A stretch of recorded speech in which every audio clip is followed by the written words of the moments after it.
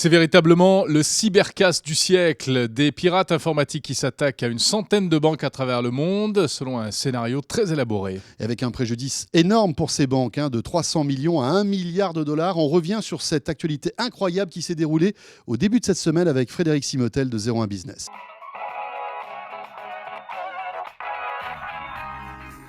Ben, c'est le casse du siècle. C'est Alors, le casse du siècle. Alors, on parle souvent des bijouteries. Alors, la moindre bijouterie attaquée dans Paris. Alors, tout le monde en parle. Il y en a pour 600 000 euros, 1 million d'euros de butin. Là, on parle d'un butin qui serait compris entre 300 millions, mais certains experts disent que ça peut aller jusqu'à 1 milliard de dollars. Qu'est-ce qui s'est passé ? Ce sont depuis 2 ans des pirates informatiques. Alors, on les a plus ou moins repérés. Ce seraient des Chinois, des Ukrainiens, des Russes. Ce serait introduit dans des réseaux informatiques de grandes banques, plusieurs banques internationales. Sans se faire repérer. Sans se faire repérer, c'est ça leur astuce. En fait, et puis de là, ils ont siphonné les comptes. Alors, comment ils ont fait ? La première chose, ils sont rentrés par on en a déjà longuement parlé ici, du phishing, de l'hameçonnage. Classique. Voilà, un collaborateur de la banque reçoit un email d'un autre collaborateur enfin un email qui, d'apparence anodine, ne semble pas menaçant, et pourtant à l'intérieur, il y a un virus, un malware, un petit cheval de Troie qui va prendre la main, Donc là, il clique. Le cheval de Troie s'installe. Et alors, l'intelligence de ces pirates, c'est qu'ils vont pas siphonner les comptes tout de suite. Ils vont s'installer tranquillement. Ça a pris des mois. Ils vont rester tapis dans l'ombre, et ils vont regarder toutes les habitudes de transfert, les habitudes des différents collaborateurs de la banque, comment ils font des transferts entre agences, ils apprennent un peu leur métier. Ils apprennent un peu comment tout ça se fait, et puis tout d'un coup, le jour J, toc, Je crois qu'ils ont même activé à distance. Ils pouvaient activer à distance des webcams, des choses comme ça. Mais tout un tas de choses. On va voir les distributeurs de banque. Donc vraiment, voilà, ils se sont tapis.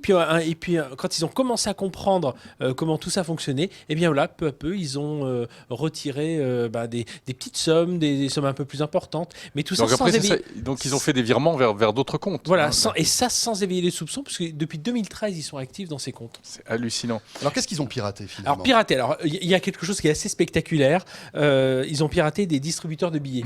Alors, aux heures dites, ils demandaient à un complice d'être devant le distributeur de billets, et le distributeur de billets, comme ça, crachait. C'est incroyable, quoi. Les billets. On a l'impression d'être dans une comédie.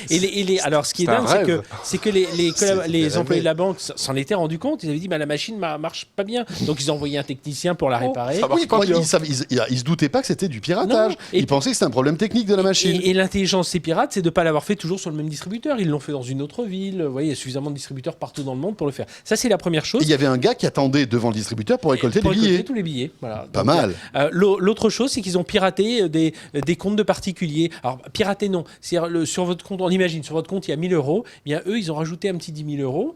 Et puis, pendant la période où ils ont rajouté ce petit 10 000 euros, ils ont siphonné les 9 000 euros. Donc, vous n'avez rien vu, parce que votre compte est resté à 1 000 euros. Mais entre-temps, dans les écritures numériques, il y a 9 000 euros qui sont partis sur un compte au Bahamas ou je ne sais où. Donc voilà, c'est comme ça qu'ils ont réussi.